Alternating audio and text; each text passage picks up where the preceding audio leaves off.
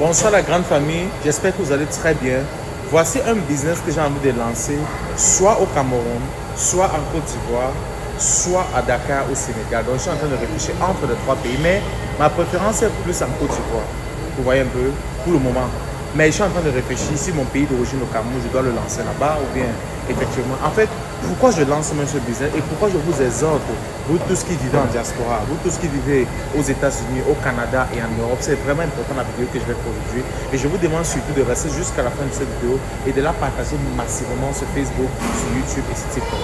Présentement, vous êtes en train de voir la situation en Afrique du Sud, n'est-ce pas?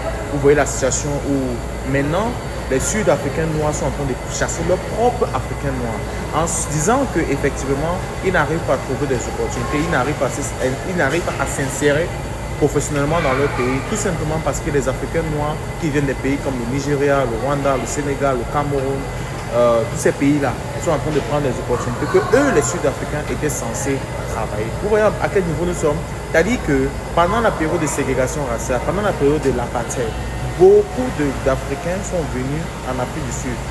Les Rwandais sont venus, les Nigériens, les Ghanéens, les Camerounais. Eux là, ils se sont battus du côté des Sud-Africains noirs pour pouvoir avoir cette liberté qu'ils ont aujourd'hui. Mais aujourd'hui, ils se retournent contre leurs propres noirs. À quel moment l'Afrique va-t-elle se réunir?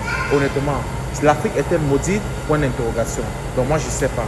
Alors, quand je vois tout ça, je me dis que à un moment donné, c'est important d'investir dans son propre pays. Vous voyez, tu peux travailler dans tous ces pays parce que ce que l'Afrique du Sud a commencé là, ça peut se répandre en Europe demain, ça peut se répandre au Canada, ça peut se répandre aux États-Unis. On ne sait jamais. Moi, je vous conseille massivement, si vous travaillez dans les pays étrangers, investissez dans votre pays, lancez des projets dans votre pays, lancez des constructions dans votre pays, créez des entreprises dans votre pays. C'est très important parce qu'aujourd'hui, imagine quelqu'un qui avait fait 10, 20, 30 ans en Afrique du Sud et qu'aujourd'hui, carrément, on les a déportés. Il y a de nombreuses personnes, Nigériens, Ghanéens, Rwandais qu'on a déportés dans leur pays d'origine. Ils ont tout perdu. Imagine tout ce qu'ils ont travaillé toute une vie. Ils ont tout perdu du jour au lendemain. À quel niveau nous sommes? Le président sud-africain lui-même a fait des déclarations en disant qu'effectivement, les étrangers venaient prendre le boulot, que eux, les Sud-Africains, étaient supposés travailler. C'est pour ça aujourd'hui qu'ils sont en plein chômage. Vous voyez? Donc, en fait, voilà le business que j'ai envie de lancer ici. Vous pouvez voir. Comme ça. Donc, voici le business en réalité. Vous voyez? J'ai mis ici les habits. De l'autre côté, c'est les habits blancs. Mais ici, c'est les habits de couleur. Vous voyez un peu, donc les slips, d'autres choses là. Vous voyez. Et c'est bien parce que les habits qui ne sont pas haut de gamme, tu n'as pas besoin d'aller dans les pressings. Tu peux aller dans des laveries publiques comme ça. Tu mets directement tes habits, tu les laves doucement. Ce qui m'est bien ici, c'est que c'est tellement structuré. Vous pouvez voir qu'ici, il y a la partie savon, il y a la partie détergent, je veux dire la partie bleach, eau de javel et tout ça. Ce qui est très bien en fait. Donc ici, vous allez voir, je vais mettre le savon comme ça. Alors le savon que je mets, vous pouvez voir clairement sur le savon. Ici, je vais mettre un peu d'eau de javel. Bon, parfois, j'aime directement mettre que ça coule. Après, maintenant, je vais juste fermer. C'est un très bon business. Maintenant, ici, vous savez, aux États-Unis, beaucoup de gens utilisent des cartes de crédit. Mais si tu es au pays, forcément, tu vas demander au concessionnaire de fabriquer ce type de machine. C'est ce que moi, je pense faire. Fabriquer ce type de machine avec certaines normes camerounaises ou bien ivoiriennes ou bien certaines ou bien du Sénégal. Je veux dire, intégrer la monnaie locale à l'intérieur, ou bien intégrer les points. De façon que le gars peut payer, il a les points et il met juste les points, comme ici, vous pouvez voir. Quarter only. Donc ça, c'est les coins que tu mets ici à l'intérieur. Et maintenant, tu peux activer la machine. Bien aussi, tu peux faire une intégration de Orange Money à l'intérieur pour que la personne mette juste son numéro de téléphone, il confirme et ça débite l'argent de son compte. Vous voyez un peu, ici, c'est le prix. Vous voyez, tout ce que je fais, je mets la machine, ma carte à l'intérieur comme ça. Vous pouvez voir. Je mets la carte à l'intérieur. Ça va faire remove card, ça veut dire retirer la carte. Processing payment, ça procède le paiement. Maintenant, ça dit paiement successful. Press start on machine. Donc, je vais press start et la machine va démarrer. Vous voyez. Maintenant, quand je press start, vous voyez, ça a démarré. Vous voyez, maintenant, c'est en train de commencer à laver.